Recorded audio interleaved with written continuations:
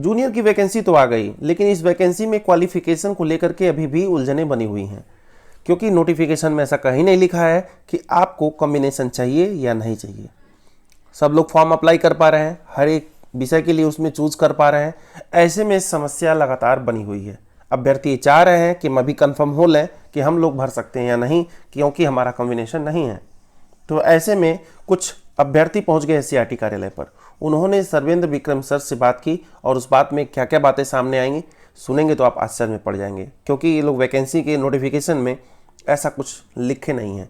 और यदि ऐसा बाद में होता है तो कितना आगे चल के समस्या होगा अभ्यर्थियों के साथ, खुद ही समझ सकते हैं। तो आइए जानते हैं क्या क्या बातें हुई और ये बातें कहाँ तक सही होंगी बाद में, क्योंकि एक मौखिक बयान ही मात्र है, कहीं लिखा नहीं हुआ है। तो ये बातें आगे चल के सत्य होती हैं या असत्य होती हैं, आने वाला समय ही बताएगा, क्योंकि नोटिफिकेशन में ऐसा कुछ दिया नहीं है कि आपको कॉम्बिनेशन की ज़रूरत है अथवा नहीं है।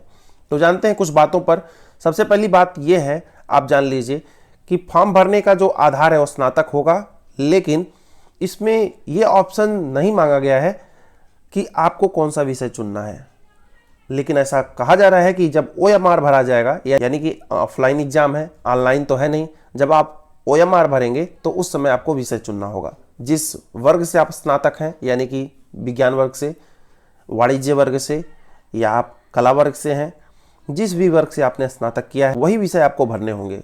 BSc वाले साइंस मैथ भरें, जिन्होंने BA किया है उन्हें 2 विकल्प मिलेंगे। यदि आप भाषा विषय से हैं, यानी आपने हिंदी वगैरह कर रखा है, इंग्लिश कर रखा है, संस्कृत कर रखा है, तो उसे चुनेंगे। यदि आप सामाजिक विषय से हैं तो ही उस संबंधित विषय को चुनेंगे जो कि आपका कॉम्बिनेशन होगा, जैसा कि TGT वगैरह मांगा जाता है।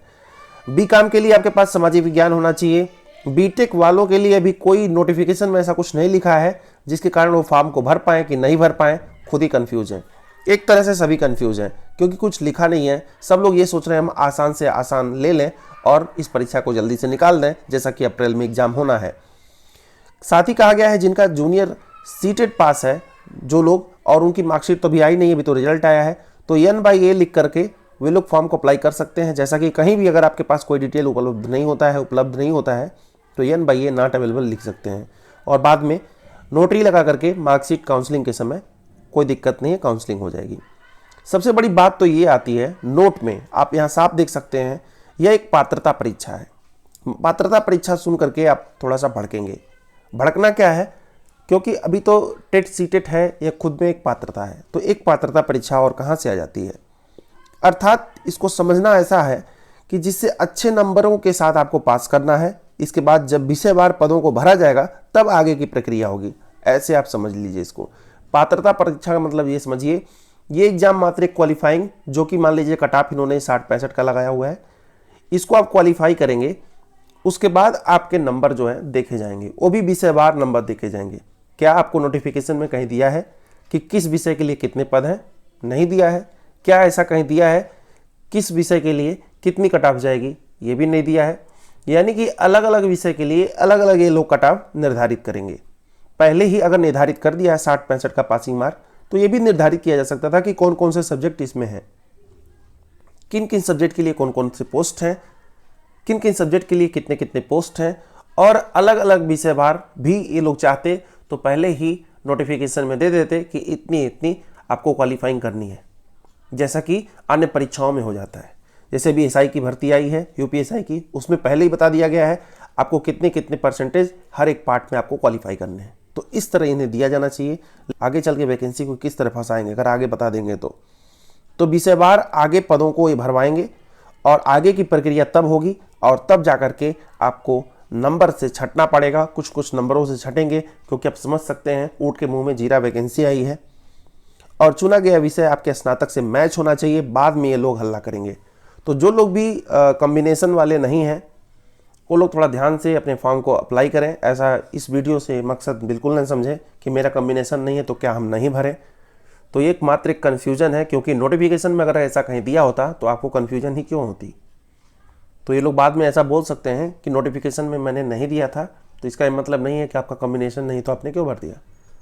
अथवा जो लोग BA किए हुए हैं उन्हें मैथ साइंस की नॉलेज है किसी भी तरह से, मान लीजिए उन्होंने ऐसे फॉर्मेलिटी में BA कर लिया जबकि उन्हें मैथ साइंस का ज्ञान है, तो लोग मैथ साइंस वाला भर लेंगे। बाद में पता चलेगा काउंसलिंग के समय कि मैं साइंस लिया था और बीए किया था, ऐसा कैसे कर दिया। बीएससी वाले को, उसने बीएससी कहीं से ऐसे या रैंडम कर लिया और उसे सामाजिक विज्ञान का ज्ञान है, ऐसे में वो सामाजिक विज्ञान भर के बाद में पछताने लगे, कहीं ऐसा ना हो, क्योंकि नोटिफिकेशन में ऐसा कुछ नहीं दिया है। तो इसका उपाय क्या है? इसका उपाय यही है कि एससीईआरटी कार्यालय पर जो बच्चे भी फॉर्म नहीं भरे हैं या भर दिए हैं, ऐसे लोग जा सकते हैं, पूछ सकते हैं और वहाँ कन्फर्म कर सकते हैं। तो आगे चल के ये समस्या ना आए, इसीलिए मैं ये वीडियो बना रहा हूँ। और ये न्यूज़ थोड़ा सा आप जेन्युइन है, तो इसलिए मैं इसको सामने ला रहा हूँ। फिलहाल इस वीडियो को कितना आप समझते हैं और कितना इस बात में सत्यता है, कितना असत्यता है, ये तो बिना आगे परिस्थिति स्थिति आए नहीं पता चल सकती है।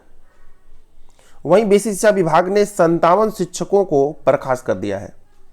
फर्जी शिक्षक लगातार पकड़े जाते हैं, लगातार सीटें खाली होती हैं, बस सीटें नहीं बढ़ती हैं, खाली खूब होती हैं।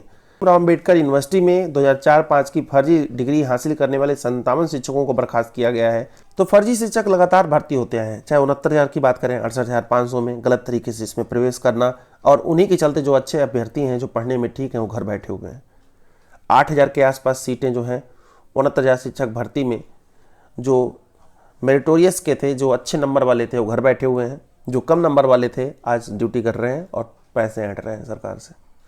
तो ये शिक्षा व्यवस्था है जो कि काफ़ी ख़राब है। और जो जूनियर की वैकेंसी का नोटिफिकेशन आया है, उसको आप लोग एक बार ध्यान से पढ़ने के बाद ही आप लोग फॉर्म के लिए अप्लाई करें।